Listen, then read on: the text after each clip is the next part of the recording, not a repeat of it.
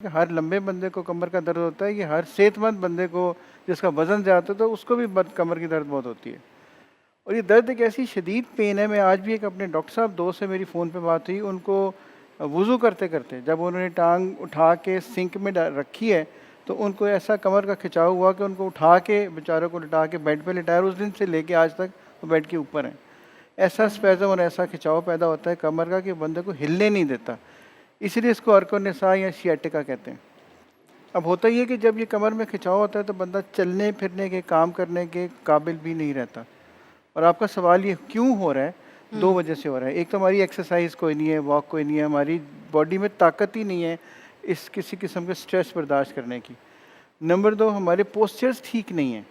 अब ये देखें, वो लोग जो कंप्यूटर पे काम कर रहे हैं, वो लोग जो लैपटॉप पे काम कर रहे हैं, जो मोबाइल फ़ोन इस्तेमाल कर रहे हैं, वो उनमें से किसी बंदे का भी अपने बैठने का पोस्चर ठीक नहीं है, जिसकी वजह से दर्दें बिल्कुल जो है ना वो आसान हो जाती हैं। सर एक बात भी, आप लोग जैसे कहते हैं ना कमर को सीधा करके बैठो, आपके आते ही मैं कमर को सीधा करके ऐसे बैठ गई हूँ, मगर समटाइम्स इतनी देर खिंचाव कर करके भी ना बिल्कुल ऐसे स्टैचू की तरह बैठे बैठे कमर में फिर तब भी थोड़ी सी ना बड़ी अकड़ सी और बड़ी तकलीफ सी पैदा हो जाती है। जिन लोगों की मैं कहती हूँ हर एक को इतनी आदत तो नहीं होती। अब इतनी देर बंदा ऐसे टाइट पुतला बन के किस किस तरह से बैठे, अब ये भी मसला है। अब ज़ाहिर सी बात है टीवी देख रहे हैं तो दिल करता है बंदा रिलैक्स इस पोजीशन में बैठे, ठीक है, कभी इस पोजीशन में बैठे, कभी बंदा यूं बैठ जाता है। तो अब ये वाली पोजीशन है हमें आराम भी बड़ा देती है मगर बाद में तकलीफ भी बहुत देती है। तो अब क्या करे बंदा, क्या इस पोजीशन में हम बैठ ही नहीं सकते? हमने टीवी देखना है, पोजीशन में नहीं रह सकते, हमने टीवी पे यूं देखना है। ओ वाह व्हाट अ मूवी, व्हाट अजीब सा लगता है। आप बिल्कुल ऐसे ही बैठे, लेकिन पीछे थोड़ी सी सपोर्ट रख लेना। अच्छा, थोड़ी सी सपोर्ट रख लेंगी तो आपकी कमर सीधी रहेगी। देखिए, रूल यही है, बॉडी का वेट जो है वो सीधा ट्रांसफर होता है। जब आप बॉडी को कर्व मतलब कर देंगे, ये मेरी कुशन है, ठीक है, हाँ अब ये मेरी हाँ वो हाँ, है चेयर, इसको अगर आप इसको पीछे मैं रखें थोड़ी सपोर्ट मिल जाएगी आपको। सपोर्ट हमने इस तरीके से ये सपोर्ट ले ली, ठीक है, हाँ, कमर वाली जगह पे, कमर वाली जगह के ऊपर और हम इसको ऐसे सपोर्ट इसको दे दें। अगर आप सपोर्ट, जैसे मैं बैठा हूँ पीछे सपोर्ट साथ लगी हुई है। अच्छा, हाँ जैसे आप जैसे लोग जो ट्रैवलिंग बहुत ज़्यादा करते हैं, उनको हाँ हमारे सिर्फ एक मशवरा ये होता है, चाहे वो गाड़ी में सफ़र करें, बस में सफ़र करें या जहाज़ में। जहाज़ में सफ़र करें तो ख़ास तौर के ऊपर आपको विंडो वाली सीट नहीं लेनी चाहिए। अच्छा विंडो वाली सीट नहीं लेनी चाहिए, ख़ास तौर पे लंबे सफ़र में, क्योंकि उस सीट से आप निकल नहीं सकते। हाँ साइड वाली सीटें, इसको आइल कहते हैं, वहाँ से निकलें, उठें, आध घंटे बाद एक चक्कर लगाएं, आके बैठ जाएं, कुछ नहीं होगा। मेरे पास ठीक है। इतने पेशेंट्स आते हैं जो लॉन्ग फ्लाइट के बाद, लॉन्ग ड्राइव के बाद, चाहे वो लंबा सफ़र करें बस में, चाहे वो गाड़ी में और चाहे वो जहाज़ में, उनकी डिस्क में पेन शुरू हो जाती है, कमर में दर्द शुरू हो जाती है, वो टांगों में जाती है और वो बढ़ती बढ़ते बढ़ते वो काम करने के काबिल भी नहीं रहते।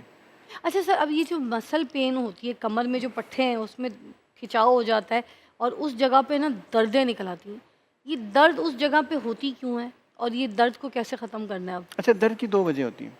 एक चीज़ मेन होता है ये कि जब मसल स्पैज़म में, खिंचाव में चले जाएँगे, जैसे प्लेयर्स को नहीं आप देखते कि खेलते-खेलते एकदम अपनी टाँग पकड़ के एक बंदा लेट जाता है और उसके बाद 2 बंदे आते हैं, उसको स्प्रे करते हैं, फिर वो इस काबिल होता है चलने के, या उसको उठा के बाहर लेके जाते हैं स्ट्रेचर में डाल के। यही खिंचाव, यही स्पैज़म कमर में भी होता है। अच्छा, दूसरी जो मेन वजह होती है वो जो सियाटिका जिसको कहते हैं, कि एक डिस्क होती है 2 मोरों के दरमियान। वो डिस्क अपनी जगह स्लिप करके जाके वो किसी नस को दबा देगी और उस नस में दर्द शुरू होगी, जो कि उस टांग में जाएगी, चलने नहीं देगी, हिलने नहीं देगी, और इतनी शदीद पेन होगी बंदा चल नहीं सकता। उसका इलाज 2-3 तरीके से करते हैं। सबसे पहले उसको डायग्नोज करते हैं एमआरआई करके कि कौन सी डिस्क स्लिप है और कितनी ज़्यादा स्लिप है। इसके फिर आमतौर पे 2-3 तरीक़ों से इलाज किया जाता था। पहला तो रेस्ट है। अगर आप रेस्ट करें तो बेतहाशा दर्दें, बहुत सारी दर्दें वैसे ही ठीक हो सकती हैं। अपना पोस्चर ठीक कर लें, थोड़ा सा रेस्ट कर लें, थोड़ी सी वॉक कर लें और आम रूटीन की दवाई खा लें। लेकिन अगर इससे ठीक ना हो तो फिर हम जो पेन मैनेजमेंट के लोग हैं, हम इसका इलाज करते हैं बग़ैर सर्जरी के, बग़ैर ऑपरेशन के, बग़ैर बेहोश किए। हम एक ट्रीटमेंट करते हैं जिसको ओज़ोन थेरेपी कहते हैं। उसमें हम ये न्यूक्लियोप्लास्टी उस प्रोसीजर का नाम है। हम एक सुई से, एक नीडल से उस डिस्क के अंदर वो ओज़ोन लगाते हैं, उस डिस्क को थोड़ा सा वो श्रिंक कर देती है। उससे वो जो कॉज़ ऑफ पेन है, एक बात याद रखिएगा, हमारा काम है दर्द की वजह को ठीक करना। अगर दर्द की वजह ठीक हो जाएगी तो दर्द खुद ब खुद ठीक हो जाएगी। सो हम पेन किलर लगाने पे और पेन वाले इंजेक्शन लगाने पे ज़्यादा बिलीव नहीं रखते। हमारी स्पेशलिटी हमें ये कहती है कि अब you find the cause of pain. अगर आपको पता चल गया कि इस दर्द की वजह ये है, अब उसको ट्रीट कर दें, दर्द खुद ठीक हो जाएगी। तो हम वही करते हैं, बगैर बेहोश किए, बगैर सुन किए, बगैर जो लंबा चौड़ा एडमिशन किए। 1 घंटे में आप आएँ, आधा घंटा रुके, 10 मिनट का प्रोसीजर कराएं, उसके बाद बेशक ड्राइव करके घर चले जाएं। ये जो कमर में दर्द होता है डॉक्टर साहब, ये अगर मसाज करवाया जाए गरम तेल के साथ और ऑलिव ऑयल के साथ या कोई ऐसे स्पा ऑयल्स के साथ एक मसाज करवाया जाए, तो क्या मसाज कारआमद होती है पेन बिल्कुल रिलीफ के कारबंद हो लिए? सकता है जी, बिल्कुल कारबंद हो सकता है।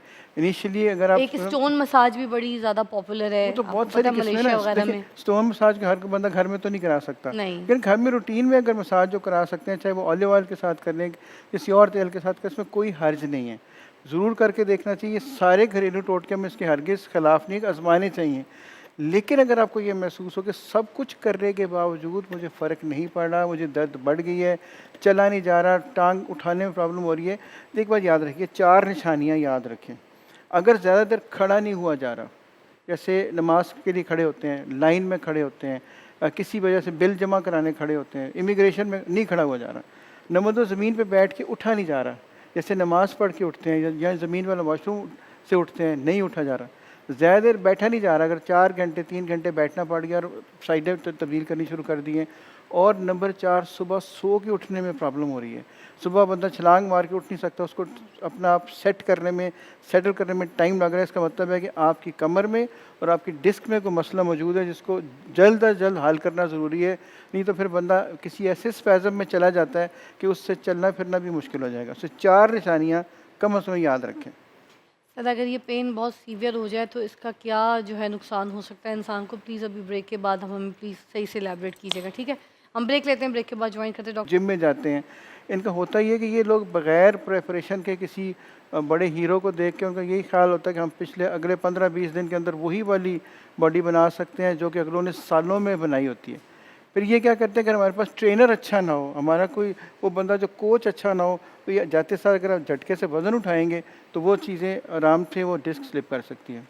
फिर मेरे पास और जो मैं घर में सबको मशवरा देना चाहूँगा, मेरे पास बहुत सारे लोग आते हैं जो पानी की बॉटल्स उठा के तो डिस्पेंसर में डालते हैं। तो एक हाँ, ऐसा घर ख़तरनाक की एंगल औरतें है। सर, घर की औरतें उठा रही जी, होती हैं बेचारी ना, कोई दुबली पतली भी होती हैं, उनके अंदर जान नहीं होती, जब वो उठाती हैं उनको बड़ी तकलीफ़ें निकलती हैं। वो 19-20 लीटर की बॉटल है, जब उसको प्रॉपर एंगल से उठा के जब उसको घुमा के उसके ऊपर रखते हैं, तो ऐसा वो एंगल को बनता है कि पीछे कमर में दर्द शुरू हो जाती है। सो लिहाजा औरतों से, हमारी घर की जो बहनें बेटियाँ हैं, उनसे मेरी दरख्वास्त ये है कि जब अपनी पेटियों को, सोफ़ों को, चीज़ों को धक्का मारें, को अपनी जगह सेट करने की कोशिश करें, तो उतना काम करें जितना वो कर सकती हैं। जो उनकी कैपेसिटी ज़्यादा हो तो बराए मेहरबानी इस पे ज़ोर ना लगाएं, नहीं तो बाद में वो दर्दें शुरू हो जाएँ, बंदा अपने घर के रूटीन के काम करने के काबिल भी नहीं सर रहता। बच्चे की डिलीवरी के टाइम पे जो औरतें कमर के ऊपर एपिड्यूरल लगवाती हैं उनको भी कमर का दर्द बहुत ज़्यादा पेन करता है और वो सारी ज़िंदगी साथ चलता है।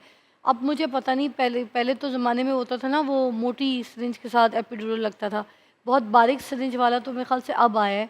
तो पहले जिन औरतों ने लगवाए हैं उनके साथ ये शिकायत है, मेरी बहुत सी दोस्तें हैं, फैमिली में ऐसे लोग हैं जो अभी तक ये शिकायत करते हैं कि यार एपिड्यूरल लगवाया था, उसके बाद से दर्द है, उससे पहले कमर में कोई दर्द नहीं था। और सेम एपिड्यूरल वाली जगह की वजह से उनको पूरी कमर में दर्द रहता है। इसके बारे में भी आपके पास पेशेंट्स आते होंगे इसको लेके। जी, बिल्कुल इसका आते। क्या इलाज है? क्या इसकी ट्रीटमेंट है अच्छा, या बस ये अब लगवाया है तो सारी ज़िंदगी दर्द चलेगा? नहीं, नहीं, ज़रूरी नहीं है। कोई दर्द भी सारी ज़िंदगी नहीं चलना चाहिए। हम लोग ये करते हैं, जिनको एपिड्यूरल की पेन होती है, बेसिकली जिस जगह पे एपिड्यूरल लगता है, उसके इर्द-गिर्द जो मसल है वो स्पैज़म में चले जाते हैं। वो मसल में बाज़ औक़ात इंजरी हो जाती है, जिससे वो हील नहीं होता, तो पेन होती रहती है। हम ये कर सकते हैं कि हम उस जगह का अल्ट्रासाउंड करते हैं, उस जगह का, कमर के उस हिस्से का, और उसके ऊपर एक इंसुलिन की नीडल से लेके वहाँ पे जहाँ पे इनको इंजरी या सोज़िश होती है, वहाँ पे वो ओज़ोन लगा देते हैं। देखिए क्या ये लगा देते? ऑक्सीजन लगाते हैं, ओज़ोन लगाते हैं, ओज़ोन थेरेपी हम करते हैं। ये क्या उससे करती है, उससे क्या होता है? उससे क्या होता है कि जो सोज़िश है, वो बेहतर हो जाएगी, जो मसल की इंजरी है, वो बेहतर हो और जाएगी, दर्द? हीलिंग शुरू हो जाएगी, तो दर्द उसी वजह ठीक हो जाएगी ना। जब दर्द की कॉज़ उस सोज़िश है या वो ही इंजरी है, जब वो ठीक होगी, तो दर्द भी ठीक हो जाएगी। सर ये दूसरी पुरानी दर्द भी ठीक? पुरानी दर्दें बहुत बेहतर हो जाती हैं। देखें, इन सारी चीज़ों का नुकसान तो कोई नहीं है ना। एक जी। आपने ऑक्सीजन दी, इसका क्या नुकसान होगा? फ़ायदा तो हो सकता है। तो उसके अलावा थोड़े से मसाज से, थोड़ी-सी दवाइयों से दर्द बहुत बेहतर कर 100% ठीक ना भी हो तो खातून इस काबिल ज़रूर हो जाती है कि अपने घर के काम कर सकें, चल फिर सकें, और हर वक़्त की जो पेन है, अनईज़ीनेस है, वो नहीं रहती, पेन बेहतर हो जाती है। अच्छा। जी, बिल्कुल हो जाती है। सर कोई मैग्नीशियम की कमी और इस तरीके का भी कोई इलाज है कि जैसे अगर कोई दर्द है कमर में, कोई जोड़ों में, तो वो जो है इस तरह गोंद खाने से कुछ चीज़ें ठीक होती हैं? जैसे बड़े बुजुर्ग कहते हैं ना, गोंद खाओ, गोंद का तीरा, ये सब चीज़ें, और मखाने खाओ, ठीक है, फिर इंजीरी वगैरह खाओ, इस तरीके से भी कमर बड़ी कमर कस जो पंजीरी वगैरह में भी डलती है, इस तरह की चीज़ें खाने से, फिर ये मैग्नीशियम वाली चीज़ें खाने से, अगर ये खाई जाए तो क्या कमर में कोई ताकत आएगी? कोई कैल्शियम वाली चीज़ें? देखिए, मसल को काम करने के लिए मैग्नीशियम की, कैल्शियम की, विटामिन डी की, इन तमाम मिनरल्स की ज़रूरत है। हमारी ख़वातीन जो आमतौर पे सन में सूरज में नहीं जाती हैं, एक्सरसाइज जिनकी नहीं है, रेगुलर वॉक जिनकी नहीं है, डाइट जिनकी प्रॉपर नहीं है, खाना सोना प्रॉपर नहीं है, तो उनको अगर ये चीज़ें दे दी जाएँ, इसमें कोई हर्ज नहीं है। तमाम चीज़ें आज़माई जा सकती हैं, तमाम ये पंजीरियाँ खाई जा सकती हैं, तमाम चीज़ें ली जा सकती हैं, लेकिन एक चीज़ का ध्यान रखना ज़रूरी है कि अगर आपको ये सब कुछ करने के बावजूद आराम नहीं आ रहा, दर्द वर्स हो रही है, ज़्यादा काम ख़राब हो रहा है, दवाइयाँ असर नहीं कर रही, तो फिर वो मौका है जब आप किसी को दिखा लें। अपने घरेलू टोटके ज़रूर आज़माएँ, तेल ज़रूर लगाएँ, मसाज भी कर लें, ये सारी जो आपने चीज़ें बताई ये भी खा के देख लें। इन तमाम में कोई ना कोई हिकमत होगी तो हमारी इतने अरसे से चल रही है। हम इनके ख़िलाफ़ नहीं हैं। हम सिर्फ़ ये कहते हैं जब ये चीज़ें काम करना बंद कर दें तो फिर उनके ऊपर जमे ना रहें।